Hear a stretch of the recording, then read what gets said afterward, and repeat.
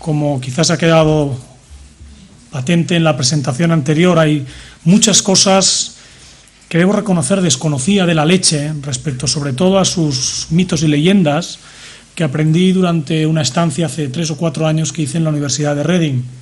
Hay inevitablemente, y no nos conocíamos las presentaciones mutuas, habiendo trabajado un tiempo, por lo menos en la misma área de trabajo, aunque no en el mismo centro de investigación, hay alguna de la información que es replicada, pero quizás porque los mitos se creen a base de repetirlos, no estará mal tampoco repetir algo de la evidencia. Quisiera, antes de todo, justificar qué hago yo aquí. Hace, como digo, 3 años tuve la oportunidad, por razones familiares, mi mujer tuvo una oportunidad de ir a Londres y yo dije, no te preocupes, yo me espabilo. En la Universidad de Reading está a 20-30 minutos de Londres y decidí ir a trabajar allí. Mi formación es en alimentación del vacuno lechero. Solo puse una condición, no quería trabajar en alimentación de vacas otra vez. Quería tomar un año de hacer algo distinto. Y ahí es donde surgió la posibilidad de trabajar en un grupo donde habían epidemiólogos humanos, gente interesada en la nutrición humana, gente interesada en la producción animal de leche, para tratar de ver cuáles son los factores limitantes y su potencial de modificarlos. E incluso muchas veces las discusiones iban con sociólogos. Y claro, la combinación de un sociólogo, un nutrólogo humano y un médico me resultó extremadamente atractivo. Bien, yo creo que la evidencia está puesta encima de la mesa. Quizás lo más chocante, lo que me causó una preocupación, motivación y que en los últimos 3 años me ha hecho ser activo en la difusión, por lo menos, de la información que el doctor Peter Elwood ha estado presentando, fue que inmediatamente al volver de Reading, en la universidad, nos hacen pasar nuestra ITV particular, un examen médico, una vez al año, y justo después, una semana después, pasé el examen y fue la primera vez en mi vida que el médico del Centro de Atención Primaria de la Universidad Autónoma me dijo: Sergio, tienes el colesterol un poquito alto, y de ipso facto sacó una hoja de debajo de la mesa donde la primera línea ponía: reduzca o evite el consumo de productos lácteos, y me salió una frase que conoceréis, quizás los extranjeros no, pero vosotros sí, que dije: manda huevos. Manda huevos porque creo que ya no tengo que explicar nada más. La verdad es que quizás ahora lo que tendría que hacer o haber hecho en aquel momento es salir, comprarme un vaso de leche y tomármelo delante del médico. Bien, a partir de ahí la verdad es que me creó una situación complicada, porque me preocupa mucho que el consejo que me da un médico, con el cual no tengo ningún conflicto ni lo tuve antes, y no creo que tuviera ninguna mala intención respecto a mí en recomendarme algo que no fuera para mí, me preocupó el flujo de la información, el flujo del conocimiento entre lo que es la ciencia, que desde mi punto de vista no hay ninguna duda, no existe controversia en el mundo científico sobre alguno de los aspectos que ha presentado ante Peter Elwood, y por qué los médicos de forma muy genérica, y sigue pasando, porque he participado en mesas redondas con médicos internistas de hospitales públicos donde incluso a veces el rey se opera, en el que existe la percepción de que el consumo de leche no es bueno para la salud. Bien, ayer por la mañana, como he hecho otras veces, me senté en Google y pregunté veneno y leche, lo puse en inglés para ser más amplio en esa búsqueda y encontré 1.700.000 links con la relación entre veneno y leche. Bien, es cierto que al mirarlos entre ellos, una buena parte, pero probablemente no más de la mitad, tienen que ver con la contaminación en China con las melaminas u otros accidentes que pueden ocurrir o, cosas no relacionadas con... Pero sí que es verdad que quizás otra mitad tienen que ver con cosas de las cuales yo he sacado algunos ejemplos tan obvios como un tetabric de leche con una calavera de veneno, o bien chistes donde la evidencia epidemiológica de la obesidad de los niños tiene que ver y la diabetes tiene que ver con el consumo de leche. Creo que la diabetes nos lo ha explicado muy bien el doctor Peter Elwood. La evidencia es flagrante en la comunidad científica, o bien pues de este tipo de que se inyectan todo tipo de venenos en la leche. Mi primera semana en Reading, el doctor Ian Gibbons me dio una caja y me dijo: tu primera semana, después de hacerme las presentaciones correspondientes, me dio una caja llena de recortes varios o impresiones de internet de esta categoría. Claro, yo lunes y martes y miércoles, cuando llegaba el jueves, yo creo que fue una experiencia religiosa, porque iba pasando páginas y decía, Dios mío, Dios mío, Dios mío, ¿dónde me he metido? Yo no he venido al sitio que tenía que venir. Bien, por ejemplo, y lo he traducido de una página web americana, que dice que el consumo de leche no previene la osteoporosis, de hecho causa osteoporosis. Claro, yo estaba desconcertado, yo siempre había oído decir, sobre todo a mi madre, sobre todo a mi hermana, que ya se acerca a una edad que necesita tomar calcio para evitar la osteoporosis, y digo, tengo que llamarlas urgentemente, dejar de tomar leche. Produce alergias, cólicos, colitis, dolores de oído, problemas respiratorios, mucosidad, y seguía yo en mi experiencia religiosa, Dios mío, Dios mío, Dios mío. Claro, llegué a casa y le dije, mañana hemos de tomar otra cosa, pero no leche a mi mujer. Incluso causa diabetes.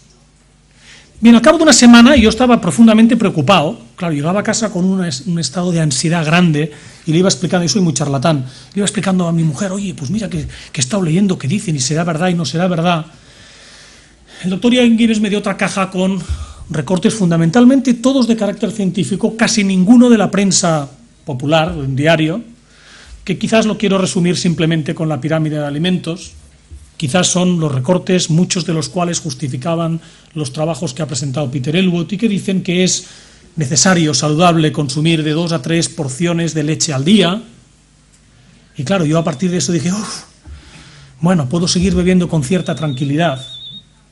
Lo preocupante es que en una caja era todo lo que provenía de la prensa popular y o Internet, la sociedad de la información, y la otra caja contenía documentación científica, y esa documentación científica era la sociedad del conocimiento. Y me preocupa, desde entonces quedé muy preocupado, y sigo estando preocupado por la dicotomía entre lo que nos hemos venido a llamar la sociedad de la información, que lo decimos con mucho orgullo, y empiezo a encontrar graves inconvenientes a esa sociedad de la información, y en cambio serias deficiencias en la sociedad del conocimiento. Bien, esas fueron las bases a partir de las cuales yo inicié mi estancia en Reading. Al cabo de 2 semanas me dijo, bien, ahora que estás plenamente confundido, empecemos a trabajar. Bien, podemos pensar que en realidad, yo debo reconocer que en aquellas épocas jamás había oído hablar ni de las alergias, ni de las mucosidades, ni las colitis, ni lo negativo que era la osteoporosis. No era consciente, a mí no me ha llegado, debo reconocer de forma personal, que la leche fuera tan mala para mi salud. Y probablemente a mucha gente que le pregunto, dice, sí, pero eso dicen de la leche, y por lo tanto la primera reacción dice, bueno, esto a nosotros no nos afecta. Bueno, estas son estadísticas de Inglaterra, claro, estaba yo en Inglaterra, sobre el consumo de leche innata desde en los últimos 30 años, y se ha reducido un 40%. No, nadie se lo cree, pero la sociedad sí. Los sociólogos lo explican muy claros. Todos queremos de forma individual una cosa, pero actuamos de forma muy distinta como sociedad. Y el consumo de leche entera se ha reducido un 85% en Inglaterra. Estos números, nosotros en este momento probablemente estamos alrededor de unos 10 años por detrás de lo que está pasando en Estados Unidos e Inglaterra. El consumo medio diario en España se reduce per cápita. Somos más gente, pero per cápita consumimos menos. Es decir, esto es que esto pasa en Inglaterra, esto pasa en Estados Unidos, y eso no es verdad, nos pasa a nosotros también. Bien, con ello he desarrollado una serie de mitos y tratarlos de contrarrestar de alguna forma desde lo que es la información a lo que es el conocimiento. Y algunas de las diapositivas las pasaré un poco más rápido porque creo que el doctor Peter Elwood ha sido más que evidente y es mucha más autoridad para hablar de ello de lo que puedo ser yo. Pero está claro que el mito popular es que si tienes el colesterol alto, y yo creo que la mayor parte de la gente que tiene el colesterol alto, su médico le ha dicho, deja de consumir productos lácteos. Y digo que es un mito, porque mito es aquello que es una fantasía, pero no una realidad. Y está muy claro que la preocupación de tengo el colesterol alto, debo dejar de tomar productos lácteos, o tengo un riesgo de padecer un accidente vascular, dejo de tomar leche, es una realidad, una percepción popular muy asumida. No solo popular, incluso los médicos. Mi médico lo tiene muy claro. Bien, ¿qué es lo malo que tiene la leche? Por lo cual mi médico o médicos argumentan, dicen, no, es que, y probablemente lo más claro es el colesterol. El médico tiene un índice, un criterio de valoración que el colesterol es negativo para la salud cardiovascular. De hecho, si el médico me trata de convencer, y así lo dijo, dice, pues haz una cosa, haz una prueba, tómate, deja de tomar leche y vuelve a hacer un análisis en 15 días. Y ganará. Y yo le dije, no me lo voy a hacer, no voy a picar. No voy a picar porque la evidencia demuestra que la reducción del consumo de colesterol a corto plazo resulta en una reducción del colesterol sanguíneo, pero que a medio plazo, a partir de los 6 meses, eso se recupera. Yo he preguntado a mucha gente que tiene el colesterol alto y siempre la respuesta suele ser la misma. Dice, yo lo intento y sí que me baja, pero al final acabo con las pastillas. Porque la mayor parte, lo hemos escuchado en las preguntas anteriores, el 90% de nuestro colesterol tiene síntesis endógena y lo que hay que controlar es la síntesis endógena y eso está bastante marcado genéticamente y es controlable farmacéuticamente, pero es difícil controlarlo a través de la dieta. Eso se ha demostrado en la leche, pero se ha demostrado con el consumo de huevos, que hace 15 años era un pecado. Hoy creo que existe el consenso genérico que el consumo de 2-3 huevos a la semana no es que sea malo, sino que es recomendable y saludable, es una proteína de excelente calidad. Por lo tanto, vale, el colesterol es malo, nos pueden convencer con evidencias experimentales de trabajos a corto plazo que son muy convincentes, pero como decía antes, estamos hablando de enfermedades de tipo crónico. Existe además, como ha enseñado anteriormente, que los estudios epidemiológicos que hay sí que demuestran que la gente que consume mucha leche respecto a la gente que consume poca leche, es cierto que el colesterol aumenta de forma marginal, pero no nos olvidemos que el colesterol no causa muerte o problema cardiovascular. Es un factor coadyuvante, reduce la flexibilidad de nuestro sistema vascular. La muerte se produce por hipertensión.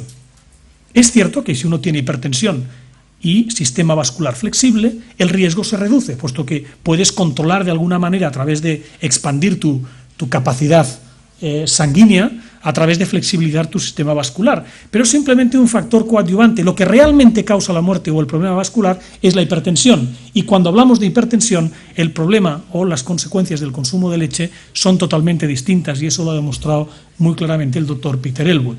¿Qué tiene la leche que sea bueno y que desmitifica lo negativo sobre enfermedades cardiovasculares? En primer lugar, el perfil lipídico.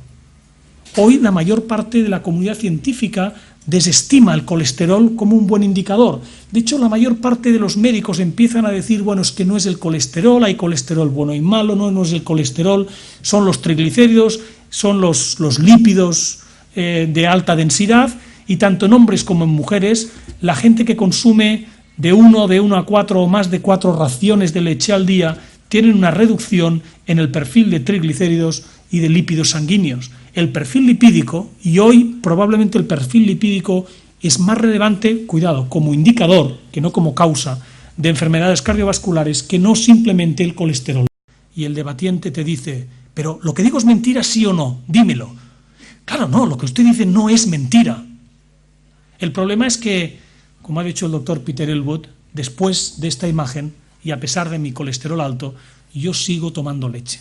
Porque creo firmemente que la interpretación global de todos los estudios, en este estudio solo se han muerto 63 personas. Puede ser desviado, puede ser que haya sido casual, puede ser que estén en una zona donde la incidencia de, que existan problemas, digamos, difíciles. En estos otros estudios existe una mayor parte de muertes que nos permiten una evaluación estadísticamente más sólida. Por lo tanto, a mí este tipo de información es lo que me preocupa. Porque aquel que trata de mitificar lo malo de la leche se agarra a cualquier argumento, por pequeño que sea, para que sea creíble para una audiencia sensible a encontrar cualquier cosa que sea escandalosa o cualquier argumento que le permita decir, sí, ¿ves? Mi padre tomaba mucha leche, por eso le ha pasado. Y eso es como funciona nuestra sociedad, cómo funcionamos como sociedad. Yo creo que esto es el gran conflicto, la información parcial que permite decir al que debate, no, yo no digo mentiras, o no es verdad. Y eso yo creo que es muy lesivo para la sociedad del conocimiento. Y probablemente la causa es hoy en día la facilidad de usar información parcial. Bien, estos son datos de Peter Elwood, la reducción del riesgo de alrededor de un 16%, creo que hoy ha presentado el 17%, algo distinto, pero demuestra claramente que el consumo de leche reduce el riesgo cardiovascular, a pesar de que mi médico, preocupado por mi salud cardiovascular, me prohibió el consumo de leche y productos lácteos. Pero yo creo que como científicos nos hemos de preguntar, bueno, vale, muy bien, me creo la evidencia epidemiológica, pero me tienes que explicar por qué. ¿Qué es lo que tiene la leche que sea bueno? Hemos de encontrar una molécula que nos diga esto es lo que baja o lo que reduce el riesgo. Y creo que hay una serie de evidencia clara. Este es un trabajo experimental en el que se tomaba una dieta control, una dieta rica en frutas y vegetales que reduce la presión arterial, la máxima y la mínima, y cuando esa dieta además se combina con una dieta rica en leche, la presión arterial máxima y mínima disminuye. Hoy creo que la comunidad científica, a la directa o a la inversa, en estudios a corto o a largo plazo, han demostrado que el consumo de leche reduce la presión arterial. Y recordemos que a pesar del colesterol, las muertes o los problemas cardiovasculares se deben fundamentalmente a un aumento de la presión arterial. Bien, esto es una evidencia muy clara que probablemente justifica por qué se reduce ese riesgo. Pero ¿qué hay en la leche que reduzca la presión arterial? Deberá tener algún producto hipotensor. Bien, yo creo que la evidencia en este sentido es que hay una serie, la primera de ellas es el calcio, y lo hemos demostrado en la diapositiva anterior, que cuando uno consume calcio, no calcio, sino calcio lácteo, porque hay una diferencia, cuando consume calcio lácteo, porque las raciones anteriores eran isocálcicas, con vegetales y verduras o con leche, el calcio juega un papel que hoy es indiscutible. Yo creo que hoy en un debate no voy a perder ni de forma, aunque sea cauciosa, defendiendo el calcio como un fuerte hipotensor. Pero además existe un péptido bioactivo, una pequeña molécula, son 3 aminoácidos perfectamente identificados que forman parte de la leche. De hecho, buena parte de ellos se deriva de proteínas séricas del suero de la leche, que son inhibitorios de la enzima que convierte el angiotensinógeno en angiotensina. La angiotensina es una hormona natural nuestra que tenemos para controlar la presión arterial. En la medida en que somos capaces de inhibir esa enzima, nuestra presión arterial disminuye. Cuando tenemos una situación de estrés, de riesgo, de peligro, se nos dispara el cortisol, estamos en la reacción de estrés, inmediatamente se produce un aumento en la tensión arterial. Buena parte de ese aumento en la presión arterial tiene que ver con otros factores, pero entre ellos con la activación de la angiotensina. Estos péptidos son inhibidores de esa transformación del angiotensinógeno en tensina y reducen la presión arterial, y probablemente explica por qué el calcio de la leche es mejor que el calcio normal. Y es que el calcio probablemente sea el mismo, pero la leche además contiene productos, este péptido bioactivo, que es hipotensor. En ese sentido, es una gran oportunidad para la industria láctea. Me consta que en Estados Unidos está en proceso de aprobación un producto, una bebida láctea, que se hace con el suero, ese problema, ese líquido que sale después de la fabricación de quesos, que con frecuencia es un problema de no saber qué hacer con él, que se transforma en ese péptido bioactivo, y ese péptido bioactivo es una bebida hipotensora para gente que tiene problemas de hipertensión arterial. O sea, que resulta que al final vamos a desarrollar productos oportunistas que hacen exactamente lo contrario a lo que me estaba prohibiendo mi médico al tratar de reducir mi riesgo de tener un problema cardiovascular. Existen otras evidencias, como el CLA, el ácido linoleico conjugado, que es un claro hipotensor.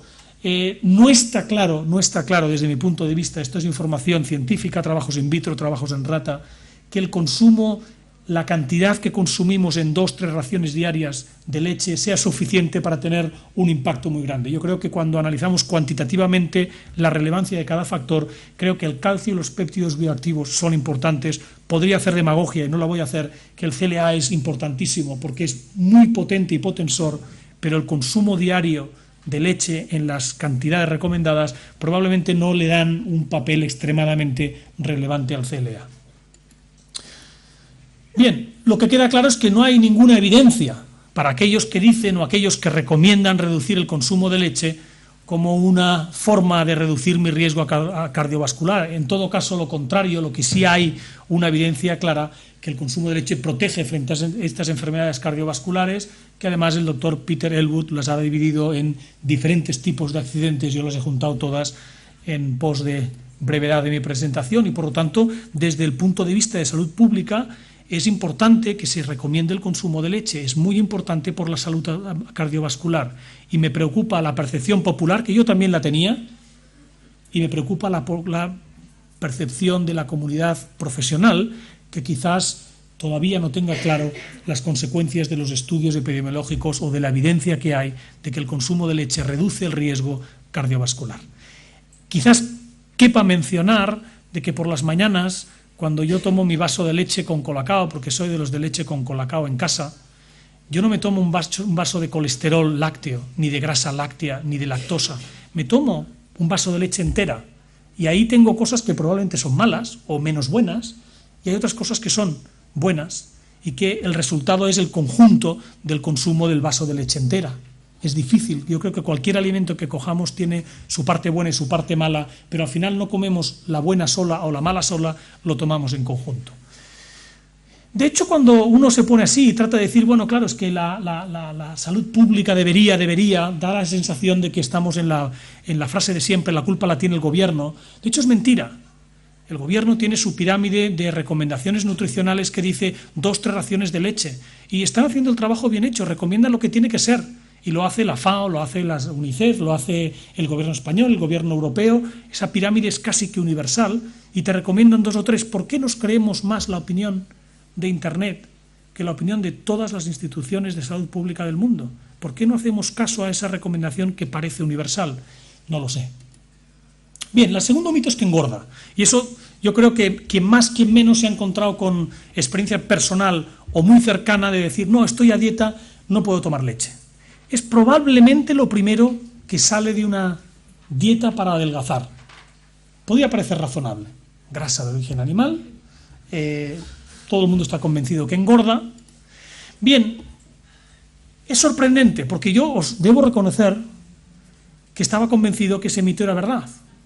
Hasta que, estando en Londres, y quizás conteste alguna de las preguntas anteriores sobre la obesidad, y haciendo revisión bibliográfica sobre la evidencia entre las dietas y adelgazar, hay evidencia molecular en ratas in vitro, incluso en humanos, que explican por qué no engorda, no porque engorda. Hay estudios clínicos en humanos que demuestran con claridad meridiana que el consumo de leche adelgaza, no engorda, y desde luego los estudios epidemiológicos son también muy claros que aquella gente que consume más leche tiende a ser más delgada que aquella que consume poca leche. Bien, eso a mí me resultó un mito que he tenido que desgajar y destruir poco a poco. ¿Cuál es la evidencia? Hombre, yo por sentido común, ni por nutricionista, ni por profesor universitario, cuando uno trata de resolver un problema, lo primero que tiene que hacer es identificar qué es lo que contribuye más a mi ingestión calórica. Y de hecho, si cumpliéramos, cosa que no hacemos, el consumo de 2-3 raciones diarias de productos lácteos, la ingestión calórica es alrededor del 12%. Claro, cuando la ingestión calórica es del 12%, quizás habrá que buscar qué otra ingestión calórica tengo que es importante y ir a atacar aquello que es causante de mi ingestión calórica. Porque cuando atacamos a la leche, solo estamos tratando de resolver un 10% del problema. Eso es una aproximación, si queréis, algo demagógica, muy de sentido común, muy lógica, pero uno se pregunta, ¿y por qué han escogido la leche? ¿Por qué han escogido la leche cuando en realidad la contribución de la leche a la ingestión calórica es relativamente baja? Bien, no quiero dar muchas vueltas. La intención de esta diapositiva, esto es el calcio, el calcitrol, estos son receptores de unas proteínas que son responsables de la activación del calcio endógeno en las células y que este calcio endógeno participa con enzimas que regulan la lipólisis y la lipogénesis y que además el calcitrol afecta directamente a la expresión de las proteínas uncoupling, que desacoplan, la tipo 2, que desacopla esta enzima en la mitocondria, que produce un aumento de la oxidación. En fin, que la información científica a nivel molecular está muy clara, que lo que produce es un aumento de la lipólisis, por lo tanto, una disminución del contenido de grasa en los adipocitos, reduce la lipogénesis, una reducción en la síntesis de grasa en los adipocitos, aumenta la combustión injustificada, combustión por combustión de las grasas en las mitocondrias de los adipocitos, lo cual reduce la eficiencia metabólica, por lo tanto nosotros nos convertimos en menos eficientes, quiere decir que comiendo más engordamos menos, eso es un criterio de ineficiencia, y que además favorece la apoptosis o muerte celular de los adipocitos. Con eso lo único que quiero decir es que los biólogos moleculares que han ido hasta la expresión genética D tienen muy claro que el calcio participa activamente en la reducción del depósito graso. Quiero decirlo también, y fuera de la evidencia molecular, dice, bueno, sí, pero la evidencia molecular en ratas yo quiero saber exactamente qué pasa en individuos que con la intención de adelgazar y por lo tanto de la normalidad hacia arriba, es decir, aquellos que ya tienen sobrepeso, cuando se les aplica una dieta hipocalórica, más calcio o hipocalórica, más calcio de la leche, la pérdida de peso es de un 5, de un 9, de un 12, de un 11%. Aquellos individuos que están en sobrepeso no funcionan los que tienen una masa de índice corporal normal, pero aquellos que tienen un exceso de peso y hacen una dieta para adelgazar, obviamente si uno toma leche y además toma toda la grasa del mundo y se engorda, seguirá engordándose. Pero el calcio juega un papel fundamental cuando se produce un intento de adelgazar, de hacer una dieta hipocalórica. El consumo de leche es fundamental. Y el consumo de leche tiene que ver con el aporte de calcio. Creo que he demostrado molecularmente que el calcio es esencial, pero tiene un efecto adicional cuando ese calcio procede de la leche, porque es distinto el calcio general que el calcio de la leche. Y yo me pregunto por qué cuando hacemos una dieta, por iniciativa propia o por recomendación de nuestro dietista, lo primero que nos hacen es reducir el consumo de leche. Me lo pregunto y me lo cuestiono profundamente y me preocupa la diferencia que hay entre la sociedad de la información y la sociedad del conocimiento, que están plenamente dicotomizadas y con frecuencia enfrentadas. Como estos trabajos hay un montón. Yo creo que la comunidad científica hoy no duda que en las dietas para adelgazar, en la gente con exceso de peso, es necesaria la incorporación del calcio. Bien, está claro que la acción a nivel del calcio del adipocito es esencial. Está claro que el calcio reduce la digestibilidad de las grasas. Esto hay montones de experimentos. De hecho, en vacuno lechero nosotros, para alimentar las vacas, es algo que conocemos perfectamente. Hay productos desarrollados a base de calcio y que cuando un individuo, uno de nosotros, toma una mayor ingestión de calcio, la cantidad de grasas en las heces aumenta. Si alguien quiere comprobarlo, simplemente que lo haga, que lo coja, que lo mida, y cada uno con lo suyo se lo sabe. Pero hay evidencia experimental, indudable al respecto. Y además existe una serie de péptidos bioactivos relacionados con la saciedad. Y esos experimentos son bastante interesantes. De la misma forma que hay un péptido que inhibe la transformación de la angiotensinógeno a la angiotensina y permite reducir la presión arterial en el consumo de lácteos, no sé si hay... Tendré que quedarme aquí. No lo tengo explicado, pero estos son trabajos que se han hecho muy sencillos, casi siempre en universidades donde se ha cogido individuos y se les ha dicho tú come lo que comes, y a otro grupo de individuos se le ha dicho tú come y antes de comer o durante la comida tómate un vaso de leche. Y esos individuos adelgazan en el plazo de un mes 3 kilos. No se les ha pedido ninguna otra cosa de haz tu vida normal, con la excepción de que la mitad de los individuos implicados en el estudio tomaban un vaso de leche. Y no tiene ningún misterio. La gente que toma leche durante la comida come menos cantidad. Y la razón que explica, el mecanismo fisiológico que lo explica, es un péptido bioactivo que genera saciedad en el que lo consume. Te lo tomas, vas comiendo, te sientes saciado, comes menos. Eso vuelve a ser otro factor que influye en la relación entre el consumo de leche y la reducción del peso corporal.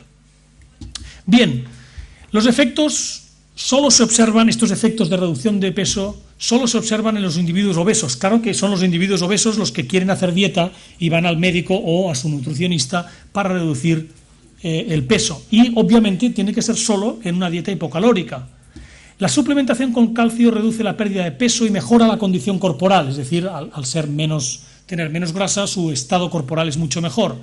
Los efectos son mayores cuando el calcio procede de la leche, probablemente por la presencia de esos péptidos bioactivos, y más calcio mejor no es verdad cuando se alcanza el consumo habitual de calcio. El consumo adicional por encima de las necesidades no tiene ningún beneficio. Recordad que tanto en las enfermedades cardiovasculares como ahora, repito, cuando se consume el calcio requerido y no en exceso, porque luego hablaremos de cómo está nuestro estatus de calcio respecto a las necesidades. Y finalmente hay otras moléculas bioactivas, hay péptidos saciantes, el CLA, se ha dicho intervenir en el control del peso, pueden ser responsables. De hecho, os invito a que vayáis a Google, pongáis CLA y pérdida de peso y encontraréis un montón de pastillas que venden en los sitios de de musculación que están basados en CLA, porque el CLA es un potente movilizador de grasa corporal que lo que hace es quemarla. Por lo tanto, yo dudo o no tengo claro que la cantidad de CLA que se consume en 3 raciones diarias de grasa tenga ese efecto de forma potente. Creo que el calcio y el péptido y la saciedad son probablemente mucho más relevantes en esta acción. Por lo tanto, la evidencia molecular, animal, epidemiológica o de estudios clínicos concluyen que es necesario recomendar leche en las dietas de adelgazar. De hecho, la revista del Colegio de Nutricionistas americano recomienda que tanto en los niños como en los adultos las dietas para evitar la obesidad, en los niños también, debe incluir leche como parte de su proceso. ¿Cuánto? Entre 2 y 3 raciones diarias. Y empiezas a decir, caramba, esa pirámide de la alimentación no solo es bonita, sino que además tiene justificación científica. Pero ya digo que es un posicionamiento muy claro de la comunidad de nutricionistas que, basados en la evidencia experimental, requieren o piden de que no se retire la leche en las dietas para adelgazar. Como estamos en época de operación bikini, tomemos nota. Bien, el tercero es la causa de diabetes. Creo que sobre ese tema el doctor Peter Elwood ya nos ha hablado un poco. Yo conocía poco al respecto. Esto es la evidencia experimental de los estudios de cohorte prospectivos, donde las asteriscos demuestran aquellos que son estadísticamente significativos. Pero volvemos a lo mismo. Probablemente la información que aparece en la web, donde dice que además la leche es causante de diabetes, no dice ninguna mentira, sino se está apoyando en un trabajo experimental discordante con el resto de la información, y que cuando se analiza todo en conjunto, el riesgo de diabetes disminuye en aquellos individuos que toman más leche. La pregunta es ¿por qué? ¿Qué es lo que tiene la leche que me permita prevenir? Estos son datos de Peter Elwood y que probablemente son parte de lo que ha presentado anteriormente. Y si hablo sobre la leche, de no tomar leche a tomar más de medio litro de leche, la reducción del riesgo es de más del 50%. Por tanto, aquella gente que consume leche tiene menos riesgo de tener diabetes, ajustado por todos los factores que se han mencionado antes. O si lo hablamos sobre derivados lácteos, los mismos datos derivan en los derivados lácteos que el consumo de leche reduce el riesgo casi un 70% de padecer diabetes. Por lo tanto, ese mito de que la leche es causante de diabetes, quizás visto de forma muy parcial, puedes encontrar justificación científica, pero la interpretación objetiva es innegable que es un error. Bien, hay cosas que lo justifican muy claro, y eso es una respuesta relativamente a corto plazo. Cuando uno consume leche, su glucosa en sangre se reduce de 1 a 4 o más de 4 raciones de productos lácteos al día, y el nivel sanguíneo de glucosa se disminuye. Esa reducción del nivel de glucosa en sangre es esencial para el control de la diabetes adquirida, la diabetes tipo 2. Y además, la gente, como ha comentado también el doctor Peter Elwood, la gente que tiene el síndrome metabólico, la diabetes adquirida, probablemente muere casi siempre de enfermedad cardiovascular. Tiene concomitante una obesidad, y la obesidad con la diabetes conducen siempre a una muerte por accidente cardiovascular, y ya hemos explicado que la mejor forma de reducir el accidente cardiovascular y o la obesidad es el consumo de leche, y por lo tanto eso es derivado de los datos que presentaba anteriormente. Podemos defender con claridad que aquellos que quieran reducir su riesgo de tener una diabetes adquirida deben consumir, o harán un bien si consumen leche como parte de su dieta habitual. Bien, cáncer de mama, y que el doctor Peter Elwood no ha mencionado al respecto, existe bibliografía, y eso es aparte de los estudios que hice en mi estancia en Reading. Volvemos a estar en la misma situación. La mayor parte de la información científica dice que reduce. Hay 2 trabajos que indican que aumenta. Cuando se hace un análisis completo de todos los estudios, con 7.300 casos, no hay diferencias significativas. No podemos decir ni que mejore ni que empeore, por lo tanto lo vamos a tener que dejar en esa circunstancia. Y lo mismo pasaría con el mito del cáncer de colon, donde la evidencia aquí es muchísimo más clara, aunque puedo seguir haciendo demagogia agarrándome a esta excepción donde solo hay 157 personas fallecidas en este estudio, y agarrarme sin decir mentiras a decir la evidencia experimental hecha en una universidad de mucho prestigio, en un trabajo financiado por fondos públicos y que se ha publicado en una gran revista, dice que el consumo de leche produce cáncer de colon.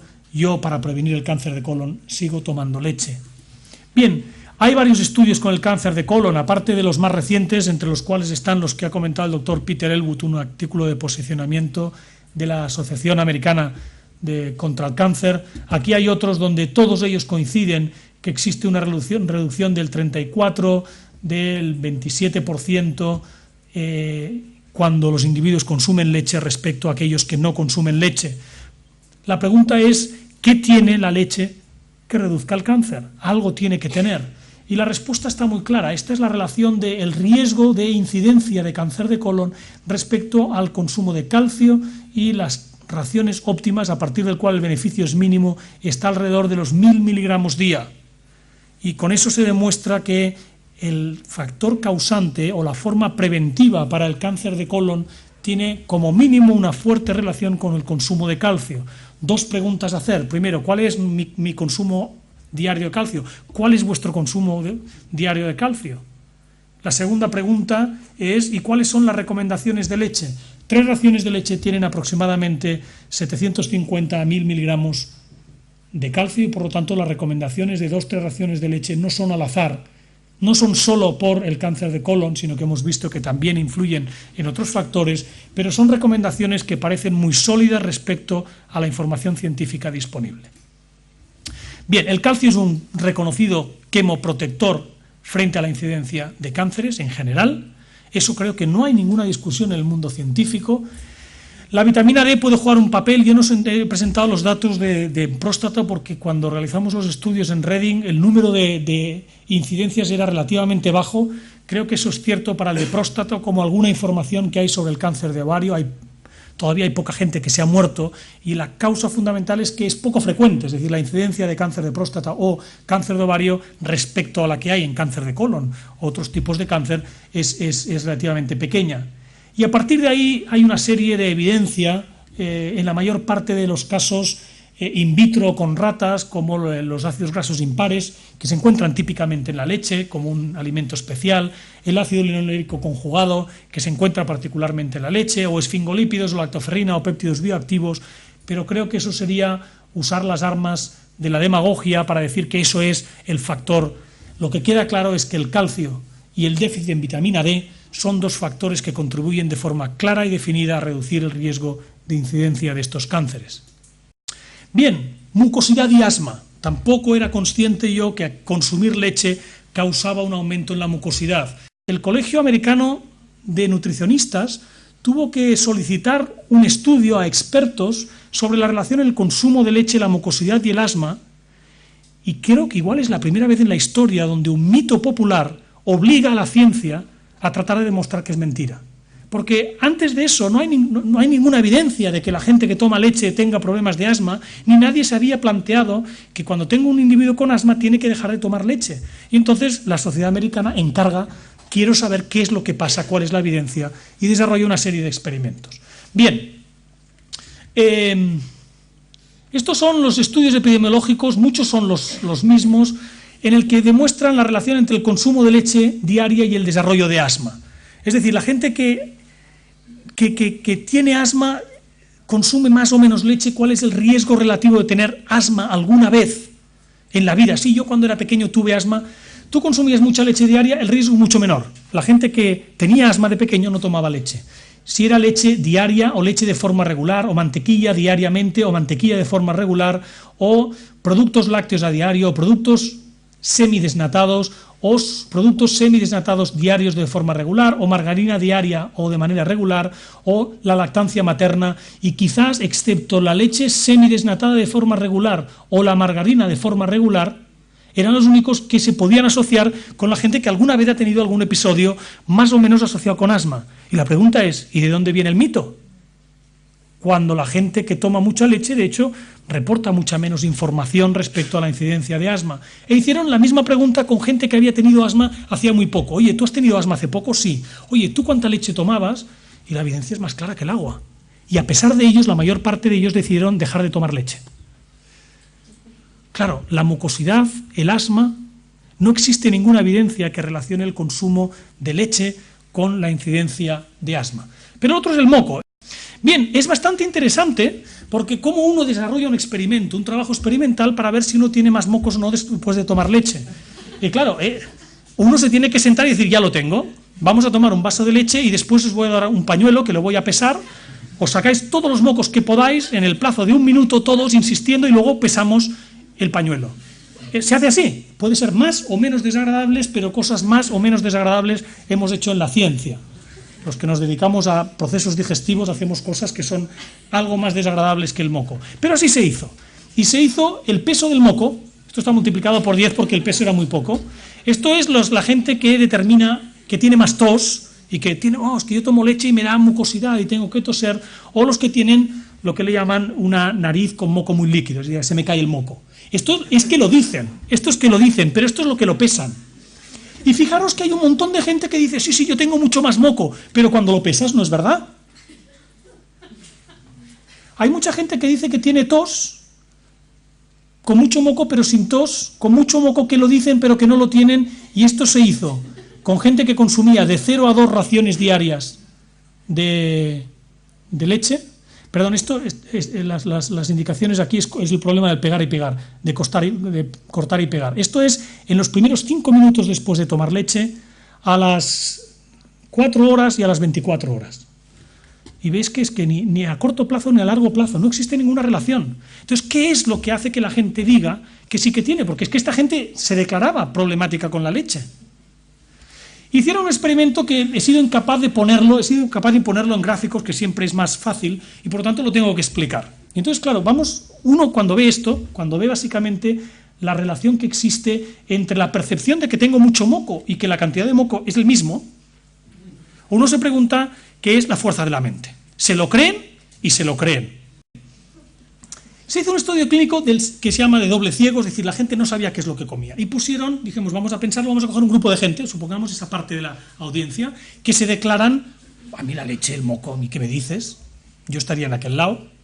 Y otra parte de la audiencia está aquí que dice, no, es que a mí la leche me sienta mal, me genera mocos. Muy bien.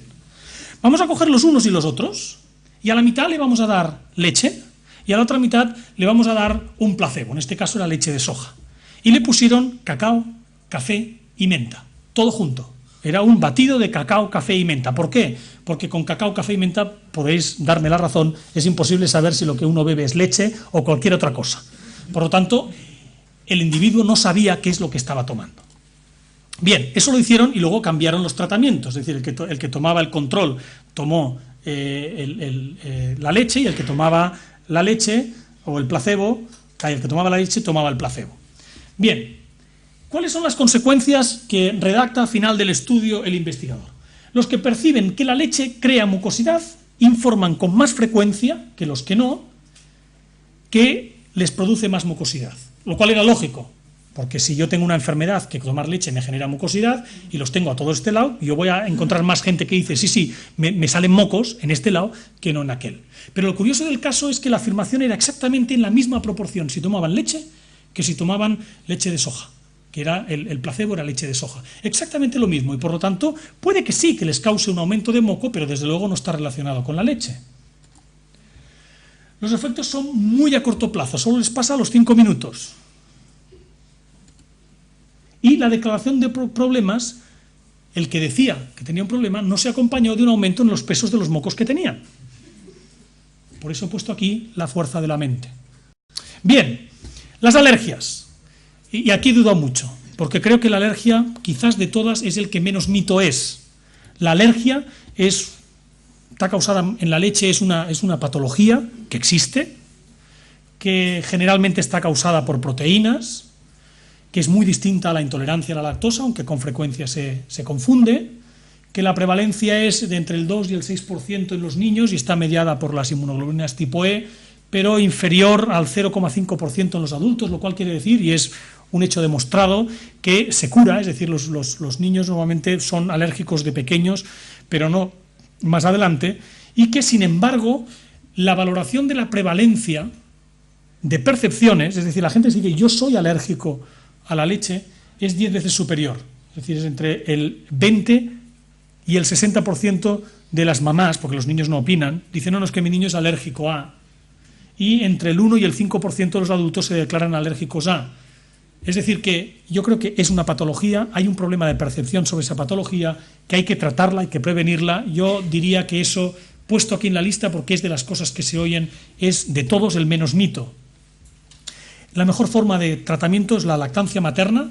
Se ha demostrado que la incidencia de alergias es mucho mayor en las lactancias naturales que en las lactancias, es mucho mayor en las lactancias artificiales que en la lactancia materna.